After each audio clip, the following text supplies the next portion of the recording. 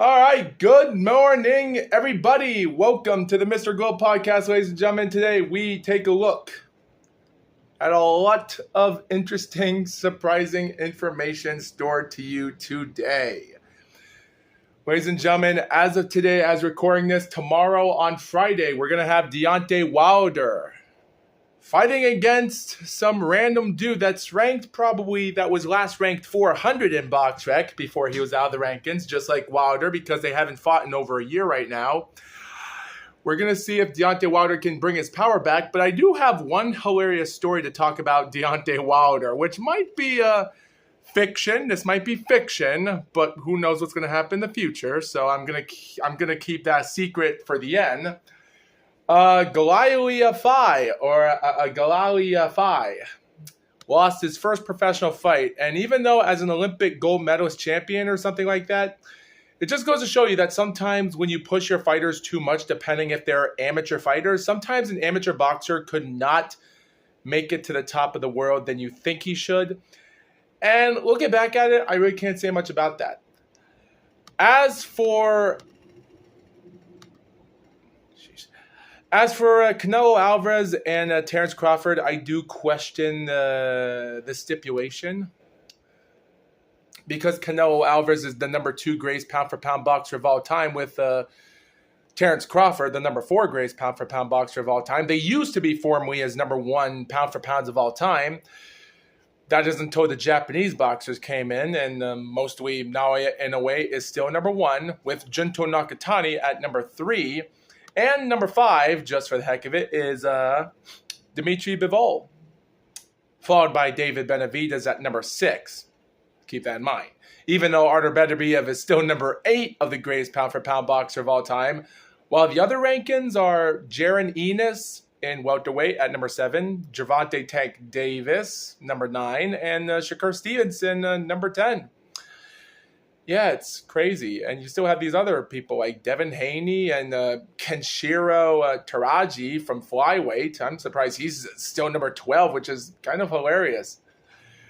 With Jesse Bam Rodriguez, dang, crazy. But what's even interesting is even though Oleksandr Usyk is number 16 in the world, considering Daniel Dubois is number 25 of greatest pound-for-pound of all time, it does make you question surprising, interesting stuff could happen anytime now. But like I said before, considering that I do question that fight because you have Terence Crawford that just gone up 2 weight classes. Keep this in mind, guys. Terence Crawford goes up 2 weight classes. And what's the point? Like, guys, if Terence Crawford is going to say that he's going to announce his retirement, if he's going to be like the first guy to ever become a 5 weight class champion in over a decade and a half, because keep this in mind, guys. Let me just look this up if I got all this right here, because where's the boxing weight? Weight classes. Excuse me. So the last time we ever had a 5 weight class champion or contempo champion, since Thomas Hearns and Sugar Ray Leonard did that in 1988, 3 days apart from each other from November 4th to November 7th, with Oscar De La Hoya doing that in June 23rd, 2001, and then surprisingly another decade because of that, and several years later, May the 5th, 2007, Floyd Mayweather Jr. defeats De La Hoya, and Pacquiao defeats David Diaz in June 28, 2008 to become a 5 weight class champion. We haven't had any other weight class champions in men's boxing since. As for the women's boxing, well, Amanda Serrano, she would continue winning on more titles since April of 2017 with her bantamweight win. And Naoya Fujioka was a 4 weight class champion, or a 5 weight class champion, what I meant to say, on December the 1st, 2017 against Yokasta Valley. And she's still a legend, even though she hasn't unified none of her 5 weight class championships or never since. And which makes you wonder if her division was legit for her titles, because she never unified them. And Claressa Shields in 2024, her Vanessa LePage win, she 5 weight class champion. So, yeah, that was last year ago. But it would be interesting because you still have Naoya Inoue that's actually trying to pull that off right now, because the 4 weight class champions as of today are surprising. Now, Canelo Alvarez, he might not even step up to cruiserweight. Who knows? Kosei Tanaka, when the guy that won the WBO super flyweight champion in February of 2024, he can still, considering how amazed that he did in his first few years of becoming a 3 weight class champion, and then he tried to recover back his career after his first horrific loss. He wins the champion, loses by split decision against the African fighter that's taken on Jesse the Bam Rodriguez this year. Who knows if he's even going to have a chance to become the first to do it since 2009. So Terence Crawford, Kosei Tanaka, and Naoya Inoue, who knows? Canelo Alvarez,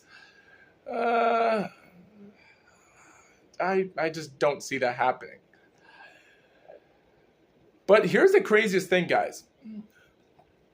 There's some interesting information that you people might have to know one thing about Canelo Alvarez, and this is the information I want to talk about.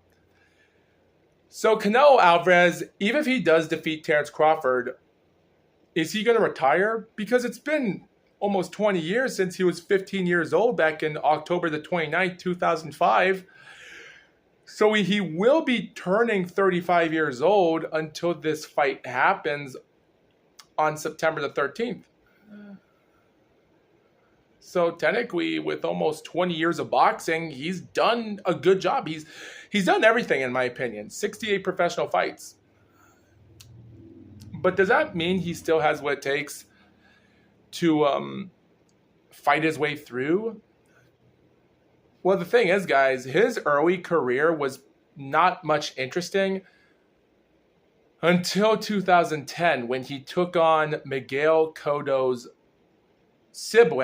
brother, Jose Miguel Cotto, the guy known for having a couple title fights in his early career after the guy lost a WBA title fight against Juan Diaz in 2006, and then had a surprising fight a year later in 2007 in a draw against another fighter from the country of Thailand, which is surprising to say. But then, of course, when Jose Miguel Cotto retired after that majority draw, he came back out of retirement 2 years later, made some dangerous knockout wins and a few fights, and by 2010, it seemed like he was ready to get a bigger fight. And his first fight was Canelo Alvarez. And Canelo Alvarez destroyed him. He got him in round 2.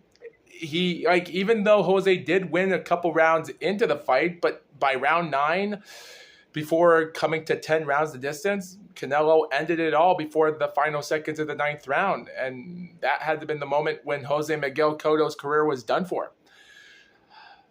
His last 4 fights came with another win against some journeyman, loses a year later, comes back in 2012 with another win, and then loses the NABA super lightweight title against some other journeyman fighter by split decision and never fights again. And you know what's crazy?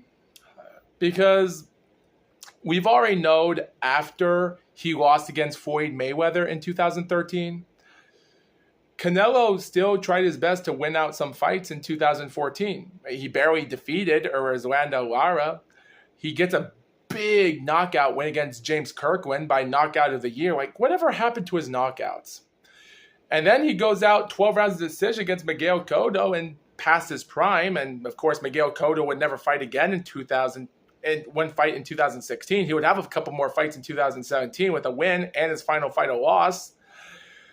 And then later in 2016, he scores a couple big knockout wins with Amir Khan and Liam Smith. And one of them was knockout of the year.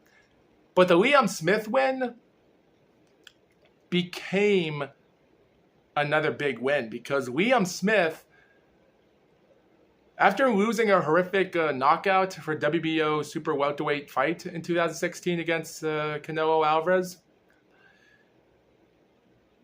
he actually took on another family member of Liam Smith. See, after Canelo defeated Julio Cesar Chavez, he barely squeaked out a split draw against Gennady Golovkin. He won a year later, got Rocky Fielding. And after his 2 good wins against Daniel Jacobs, where's the remote? Oh. He defeats Sergey Kovalev for WBO World Light Heavyweight title, and he did it with ease. So what happened a year later? He takes on Liam Smith's brother, Callum Smith, and wins. No strings attached. And of course, by 2021, his dangerous win against Andy Yildirim and the Billy Joe Saunders fight, well, that ended his career, and Caleb Plant. But after his loss against Dmitry Bivol back in the light heavyweight, defeats Gennady Golovkin, not good. His fights in 2023 were not much interesting for me. His win against John Ryder, it's in Mexico. Not bad to come back to Mexico, but that wasn't really much for a fight to talk about. But here's something interesting. Now, guys, I've already talked about this story about Jermell Hitman Charlo that just came back just this month. I've already talked about Jermell Charlo, but his brother, Jermell Ironman Charlo, was already on the top of his game. Since his loss against Tony Harrison in 2018, he's still trying to recover. He gets his rematch win against him. He gets another big win and has a good main event with him and his twin brother, Hitman. The Iron Man gets a split draw against Brian Carlos, but later the next year in 2022, he wins. And the next year, after a full year hiatus, you know what Jermell Charlo, the Iron Man, did? He did the similar thing like Terrence Crawford did. He was a super welterweight undisputed champion in 2022, and then he went up 2 weight classes. Well, yeah, he did. He passed the middleweight to go super middleweight to fight Canelo. Wasn't worth it. Like, one day he was 152 3/4 pounds, and the next he was 167.5 pounds, and he couldn't even handle Canelo Alvarez. And why am I talking about this? Well, like I said before, guys, Jermell Hitman Charlo is the old brother of Iron Man Charlo. And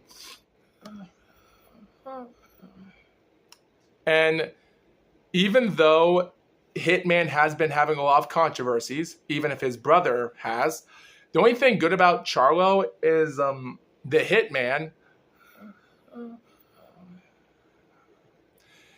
is that even though he was a middleweight champion, just like a former super welterweight champion, he has built up an okay run of being in the super middleweight since 2023 with his win against Jose Benavidez.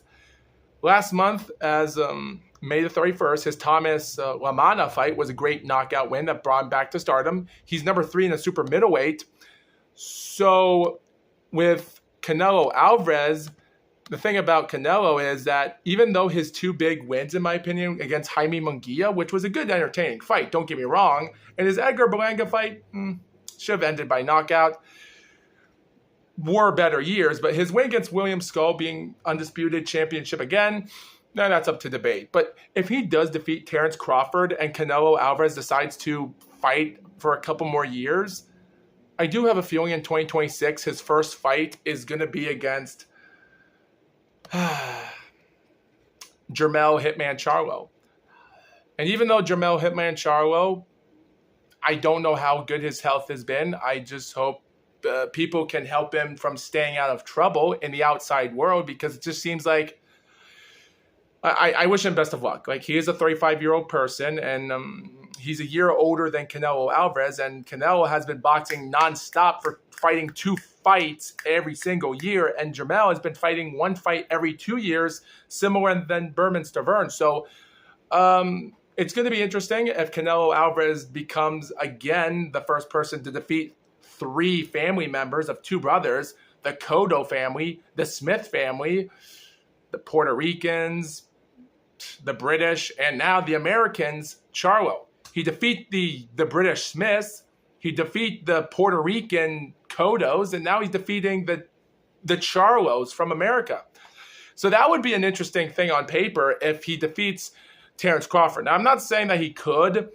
I do have a feeling he might, and I am 100% sure that he will defeat Terrence Crawford. If Terrence Crawford could not, here's the thing. If Jermell Ironman Charlo could not handle going up a 15-pound weight and not get nothing done against Canelo Alvarez after stepping up 2 weight classes, I just don't see Terrence Crawford the same way. Like, he is an undefeated dude. I don't think he has a problem losing against Alvarez. I do see him winning this fight, but it depends on if he's going to continue fighting. Because if he defeats Canelo Alvarez, depending if he doesn't want to offer a rematch, he just wants to fight other people, depending even if it's going to be worth millions or not for a rematch. The thing is, there's other competitors out there. I can see Jermell Charlo hurt Terrence Crawford, depending that Crawford and Charlo, the hitman, they've only fought like fights once a year. So it will play out an interesting fact. So who knows what's going to happen?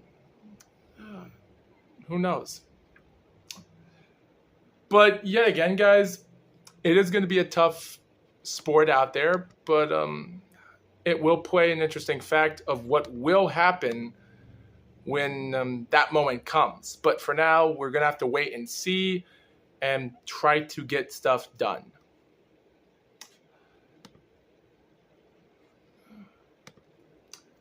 So with only just a few more topics, ladies and gentlemen, there's not a lot of information for me to talk about, guys, because I'm just trying to squeak through stuff today.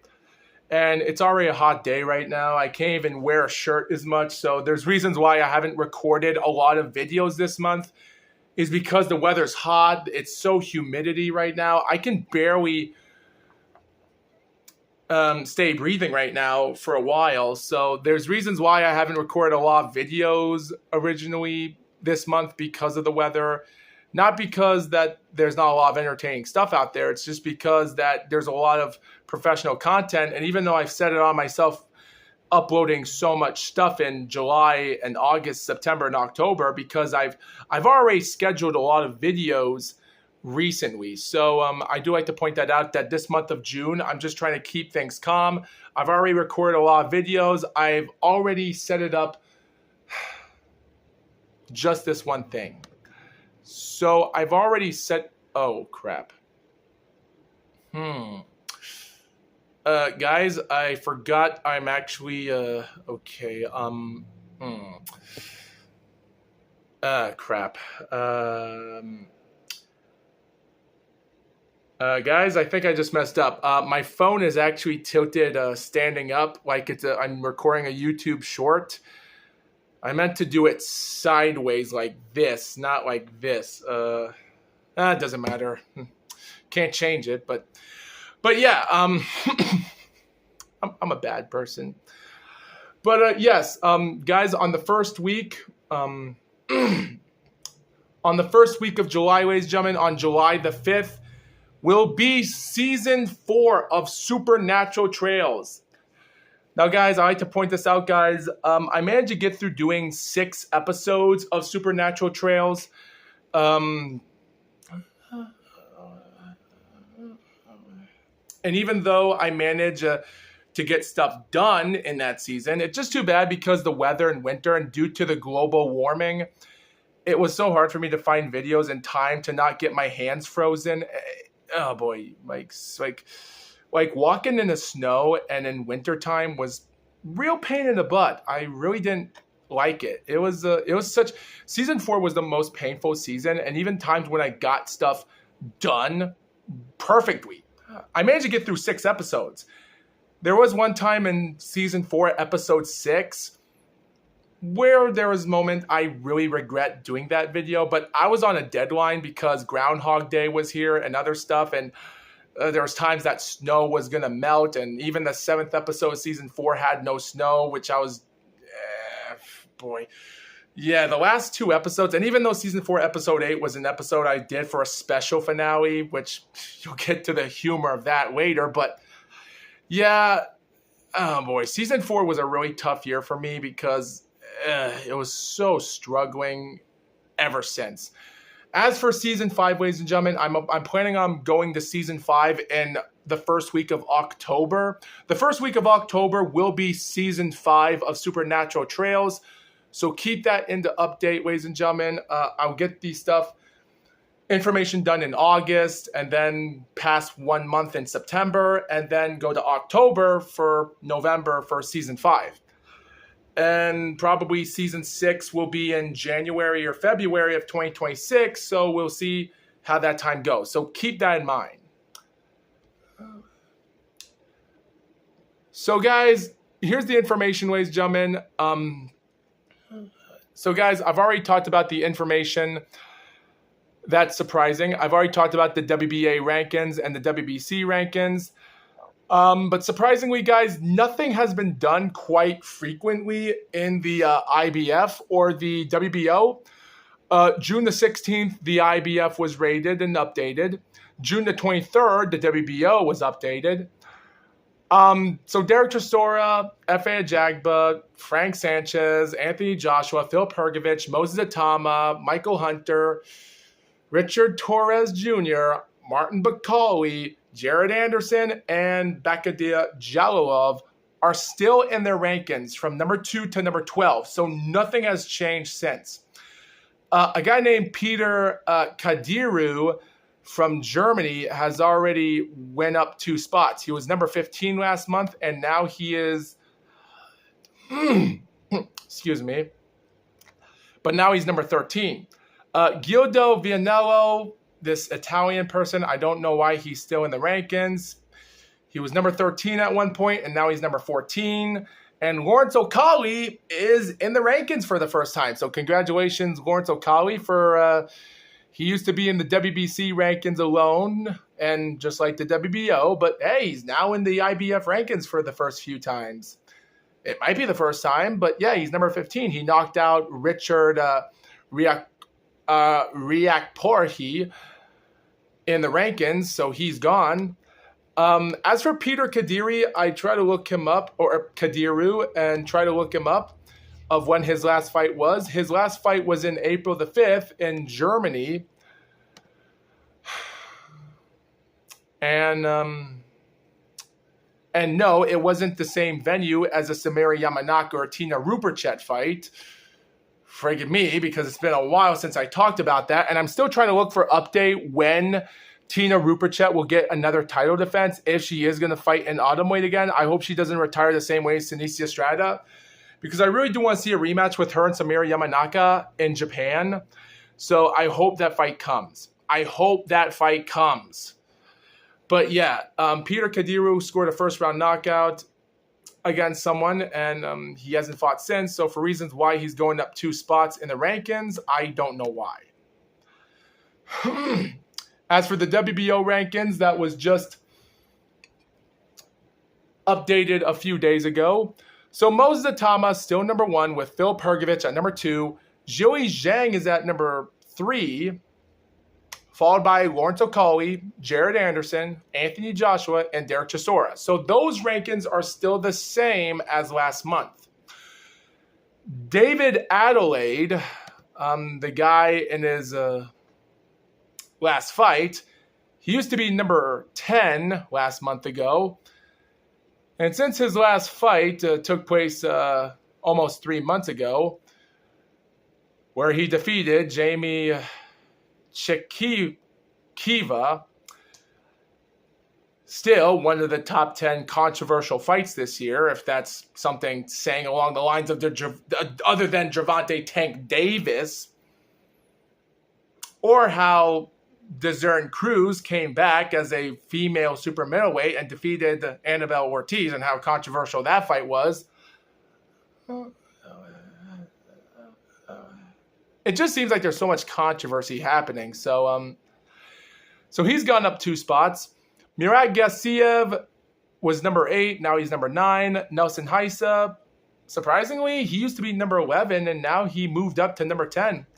Bakadir Jalilov, well, considering how surprisingly amazing that he's in the top ranks, he is now in the rankings for the first time at number 11. F.A. Ajagba still at number 12. Nothing's changed. Richard Torres was number 15. Now he's number 13, moves up 2 spots.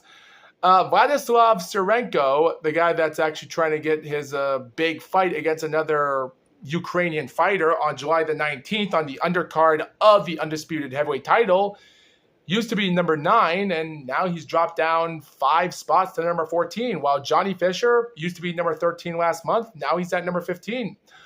Otto Wallin, well, he was number 14, and now he's out of the rankings, meaning that Otto Wallin is not a heavyweight contender anymore. It stinks, but you look back at it, he's been in good rankings for a while during this time, so I can't argue about this, but it is what it is.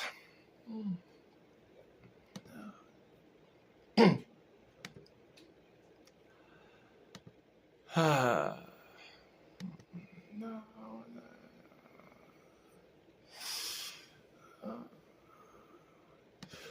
right, so in history, ladies and gentlemen, with only a couple more topics to talk about, ladies and gentlemen, I'm going to get through this one quick and to the point. So, ladies and gentlemen, we've already talked about a lot of interesting stuff here, ladies and gentlemen. And in all hindsight, there is a lot of interesting things that can happen in the ring, a lot of things that can happen outside of boxing. And surprisingly, there could be more to this stuff than meets the eye. Come on. Quick. Oh crap, did I break the remote? Wait a minute. What the heck? Wait, just pause the heck?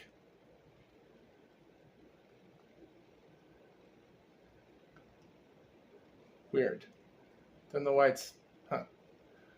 That's funny. Don't know why it's not pressing the button I was pressing. Never mind.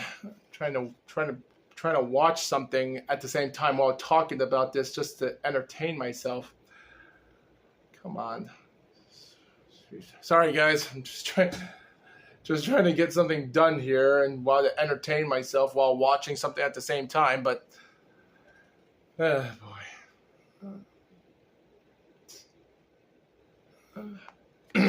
Don't know what to say about that. Anyway, guys. Back to the story. So for the world titles, ladies and gentlemen, outside of the ring of boxing can put in a lot of interesting things when it comes to fighters that are pretty tough. There's a lot of great fighters out there that are pretty good when it comes to understanding when it comes out there, because there's so much amazing things that can come along. But I have seen surprisedness, a lot of interesting things that have actually come to place as best they can. But when it comes to the titles of champions and talking about do fighters still have a chance to get stuff done, who knows? But when it comes to the world of boxing, there's a lot of corruption out there. So who knows what's going to happen? I think nothing could be said the least to talk about, because I have been following up a lot of interesting things. And when it comes to the Northeast of United States, of New England, when you talk about the states of Vermont, New Hampshire, Massachusetts, Maine, Rhode Island, it does get you to question, are those states not as dangerous than they should? Well, who knows? And to be honest, guys, as I am recording out the next podcast for the information while we get to the Deontay Wilder incident. On June the 30th or July the 1st, I will do a podcast doing my list of my top 5 greatest world champions in New England. And there's a lot out there. It does stink that before World War II and during the old days, we've had great champions back in the day of the 1800s that were from the New England territory.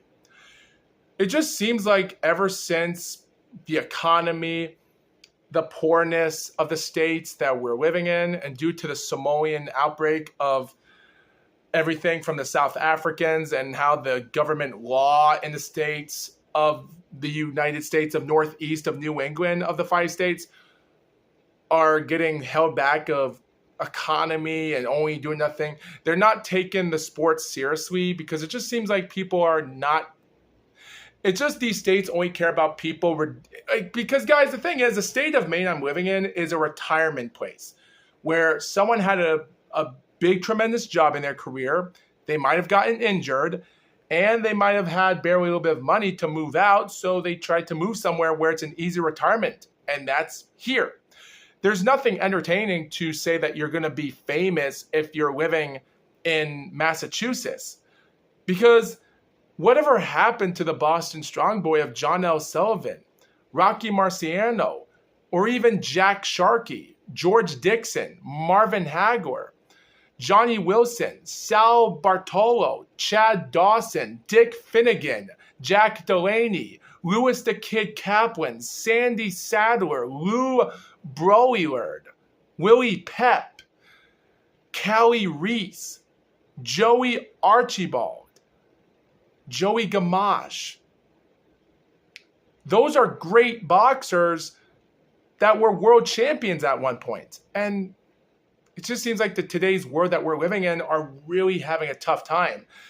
So I do want to put out a lot of support because, guys, as I'm in BoxRec, as looking it up right now, I have been following up a lot of new boxers as we're talking about. And I'm just going to talk about this quick and to the point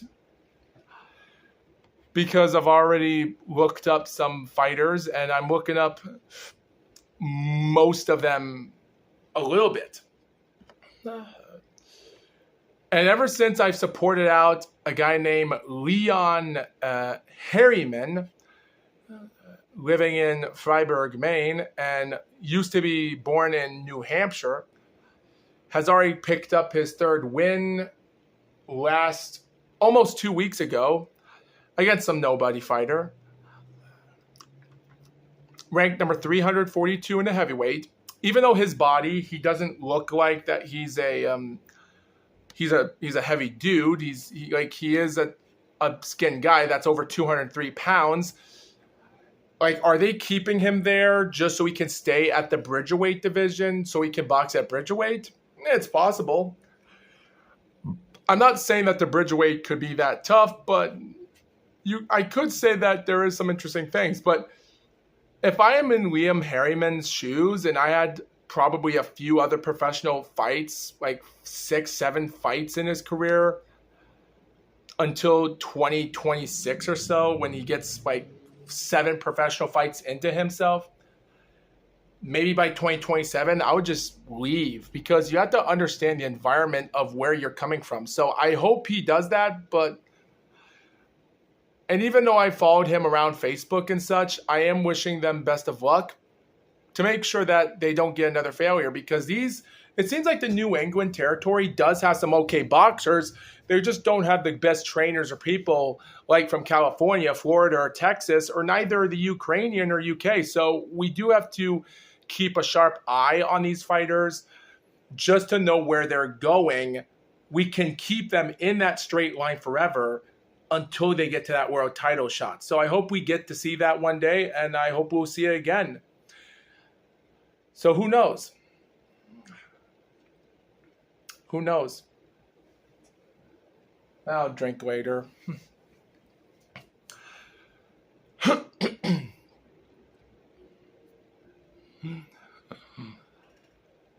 So the final topic, ladies and gentlemen, might be two apiece here because the last topic, I would say two topics, is probably the bad part.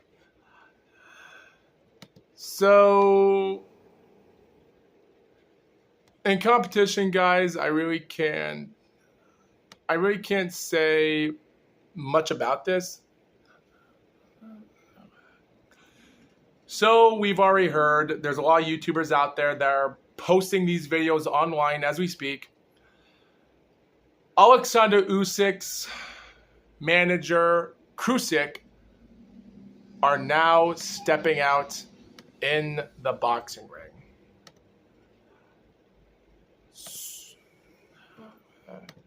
So what has happened to what has happened that made them think that they should step out of boxing? Now, of course, Counterpunch Boxing and many other people have put out their own statements. And considering it's only been like a few days now since June the 22nd, last Sunday, when they pointed that information out, and then multiple articles have been coming out since Monday and Tuesday and Wednesday, and probably the rest, but that doesn't really matter much about the new updates, depending on what interesting information we know about them. With everything going on, guys, since Alex Usyk already parted ways with partnership with Team Usyk, and this was just like 4 weeks away.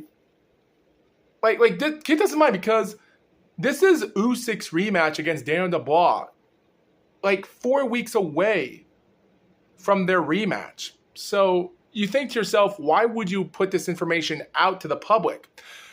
Unless that there's controversies, or maybe they want to split after the fight. Maybe it's possible that Oleksandr Usyk is stating this because this is going to be his last fight. Because maybe his parents or someone told him, you know what, you did it all. If this is going to be Oleksandr Usyk's last fight, even though he did say he has 2 fights left in him, but they think to himself, you know what, you might as well step down, because look at this, like Rocky Marciano had his 49th professional fight when he defeated Archie Moore in 1955 in the fall. A few months later, in the year of 1956, he had some injury, back pain, and someone told that should he announce his retirement before his 50th fight, and he did. At the end of the day, you can't say much about that. It is what it is. But all in all, it is tough, because people have to understand, Oleksandr Usyk and Alex Usyk were like this. They were together since. My phone's about to die. My phone's about to die.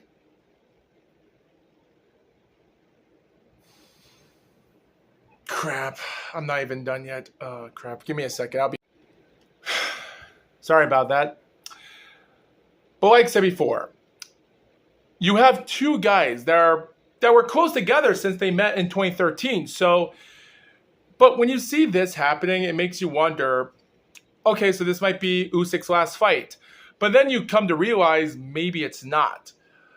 But whether it's true or not, it does go to the question. Now, if this is going to be Usyk's last fight, then what's it going to be? Technically, you would say all the titles would be vacated. At this moment, it's probably for the best if Usyk wins. And I would say Usyk would win this fight. Would. Now, in hindsight, guys, it will come to play because guys, I am afraid in the press conference days before the fight, because thing is, guys,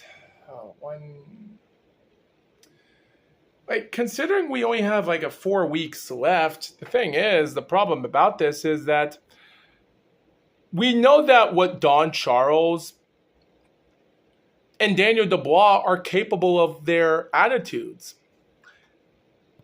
I do have a feeling they're going to go to the press conference, and if Alex Usyk is not there in the press conference with Usyk and he'll be alone, they're just going to start throwing out that type of stuff just to knock out Usyk's game plan, just to get his mind in a bad situation. They're going to try to mind control that fact. Forgive my impergnosity here. But when you're fighting for an undisputed title, as double undisputed here, for Usyk in over a year, there's going to be a lot of problems.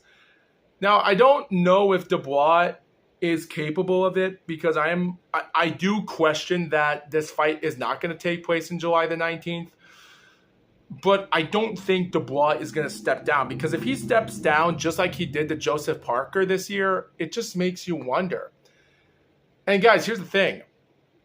Now let me get to my second topic, because everyone, like Counterpunch Boxing, many other great YouTubers have already talked about this incident so much, from Boxing Club, and even Piers Morgan had already pointed it out as well, and other YouTube channels out there like G-Man Boxing and Combat Star.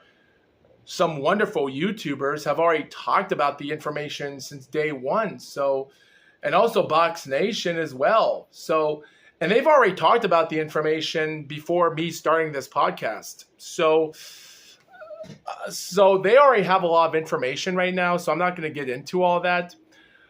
My only concern about this whole thing about Usyk and Usyk splitting up before the Dubois fight just makes me think to myself, does it have to do with money?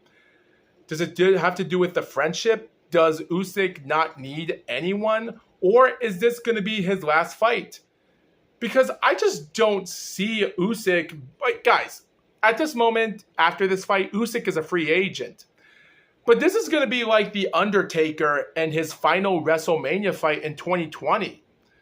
Like, Taker retired from that last fight, and even though had an interesting appearance in several months ago during the fall of 2020, and how amazing his retirement was, of how amazing that was, that's what I'm expecting.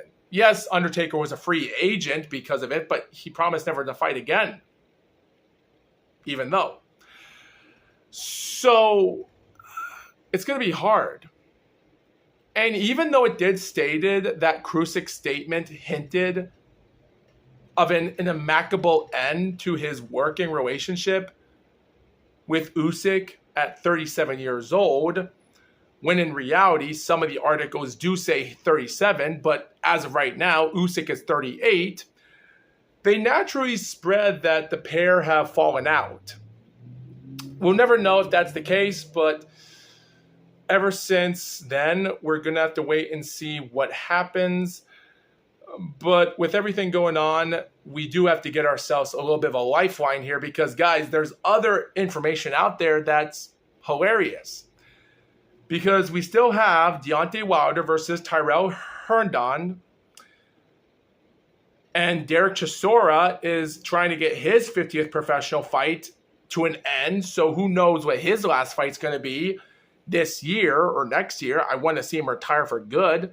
Hell, I don't even know if Julio Cesar Chavez Jr., the hype job guy that's now a bum, has what it takes to defeat Jake Paul.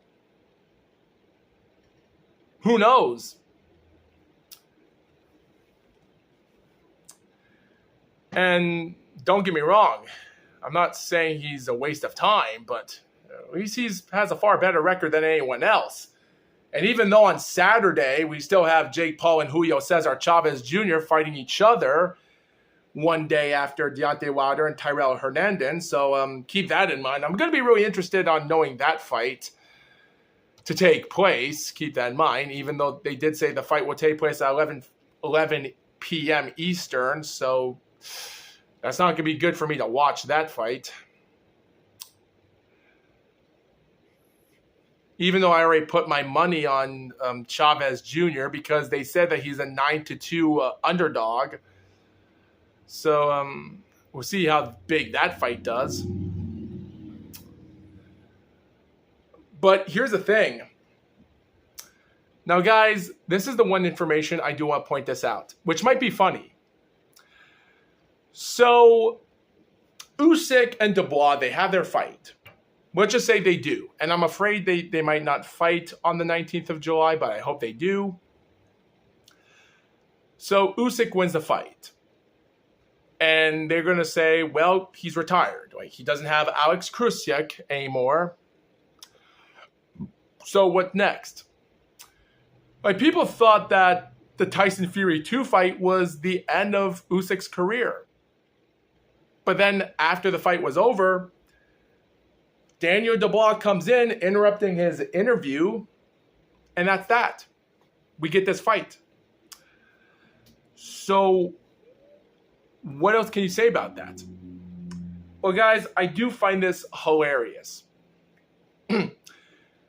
I can picture after Deontay Wilder defeats Tyrell Herndon on Friday, and even though I've seen some of the fight footages recently of his sparring before this fight, so interesting, depending on how dangerous he will be, I can picture when Deontay Wilder gets back in the rankings, he's going to get himself like a plane trip. He's going to go to Wembley Stadium next month, and he's going to plan himself on entering the ring, similar than Daniel Dubois did last December with the Usyk and Fury 2 fight, and now my nose is itching for no reason because I'm sweating. So I'm going to have to get through this quickly before this gets awkward. But Wilder, I can picture this. Now, this is just a theory in the future.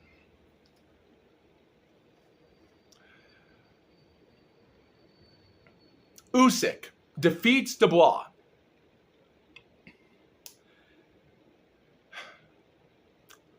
And then Deontay Wilder enters the ring, similar than Dubois. Usyk is on an interview, and Deontay Wilder enters the ring and tells Usyk, hey man, you might have defeated Tyson Fury and Anthony Joshua. We were the top 3 greatest fighters in 2018. You might have defeated them, but you haven't defeated the Bronze Bomber. Bomb Squad!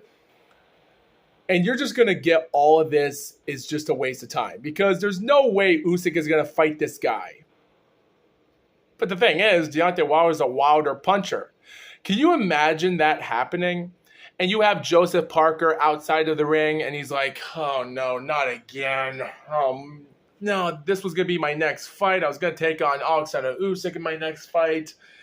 And then it's going to be like, oh, boy, oh, great. All hell is going to break loose. Now he's going to start vacating his WBO title and give it to Parker. Better yet, he might even vacate his IBF title and give it to any of the mandatory fighters because we have F.A. Ajagba and Frank Sanchez in their rematch sooner this year. And who knows if they have a Derek Chisora and whoever fights for IBF. So that's going to make it controversial because they have a several-day extension for him to fight Chisora. So that's just going to be more controversial by any means necessary if that happens. So the thing is, guys, if Usyk has one more fight left in him, if he is going to fight one more fight after Dubois 2, someone is going to have to enter the ring first, whether it's Parker or Wilder. And I have a feeling that's what's going to happen.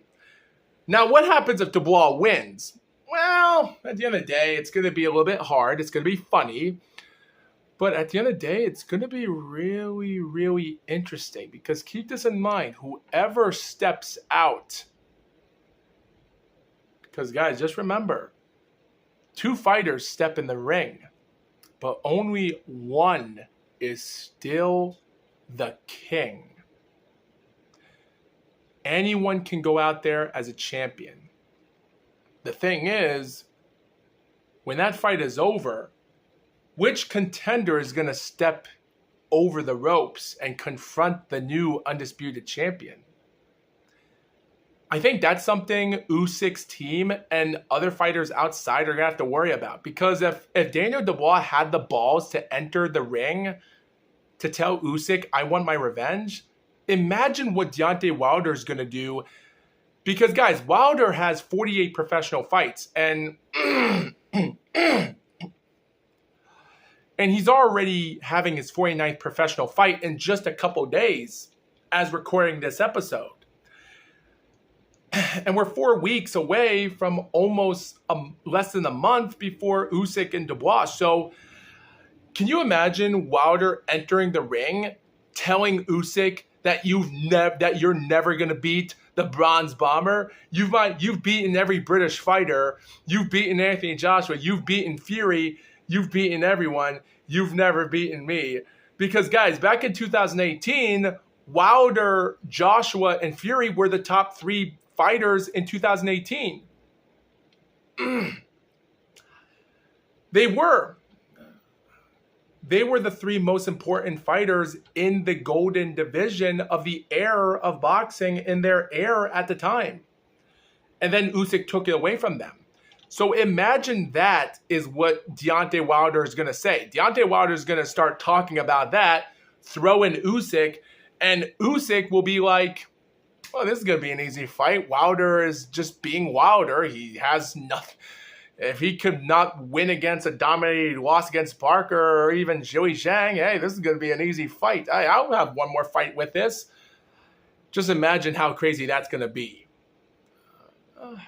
And that's just going to make things more bad for how the resume of Oleksandr Usyk's resume is going to be. Now, I'm not going to say that this is going to be a horrible title reign for Oleksandr Usyk because he's not fighting the fighters that we want to see him fight. He got his rematch win with Joshua, #1 ranked fighter in the WBA of Daniel Dubois in 2023, gets his undisputed title and rematch in 2024 with Fury. Those are great title fights. The thing was, they're all British fighters, and we have many other non-British fighters from China, Tobago, Nigeria, Croatia, Germany, and America. And none of them have fought Usyk for undisputed or even unified. Just British fighters. And even though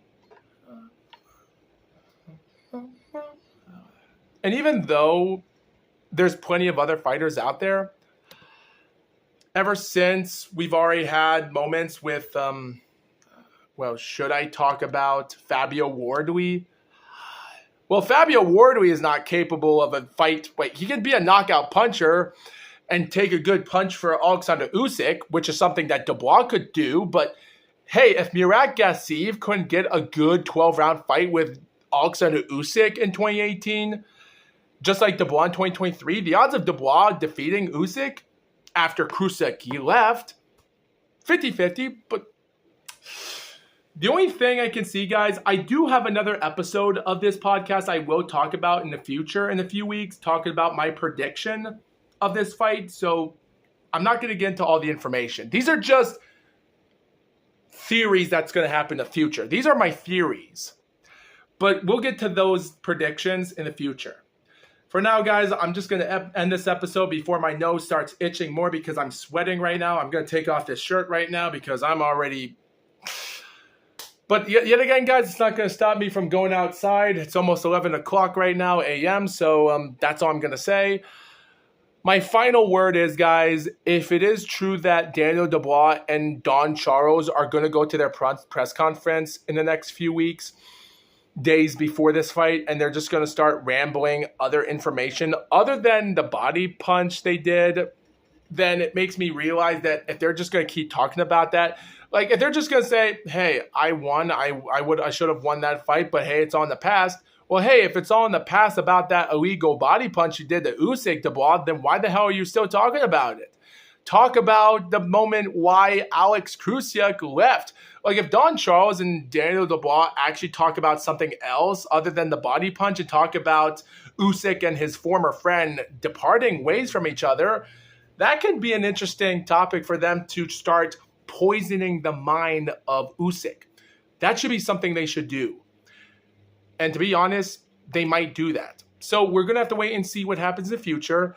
But when that fight does end, is it going to be a rematch? Because if Dubois wins, it might pick up some interesting facts that something is going to happen. But who knows what's going to happen, ladies and gentlemen. It's going to be interesting, and we're going to be really surprised what's going to happen in the future. So with that being said, thank you for watching this episode, and I'll see you guys maybe in Monday or Tuesday. Like I said before, guys, I'm just taking a break off for June. I am going to think about getting more videos recorded and uploaded for August, even though I'm already scheduled a lot of videos for July right now, so keep that in mind. Which is why I'm not uploading a lot of videos for June. I'm just trying to skip the summertime, but I'm trying to make more videos in the summer best as I can, just to pass the summer until July and maybe in August, depending on the weather. So we'll see what happens. I've already taken a break from going outside doing trails, even though I still have one more episode for season 5 that I might try to find a trail to go to. Because season 5 is not really my best season, but I am still trying to get stuff done. So, still trying to get that done. So, thank you for watching this. Sorry for talking too much. And with that being said, we'll see you viewers next time. We'll see what happens and see what happens for the top fighters. Is Don King going to come back for promotion one more time before he passes away? Who knows? So, yeah, we'll see you viewers next time.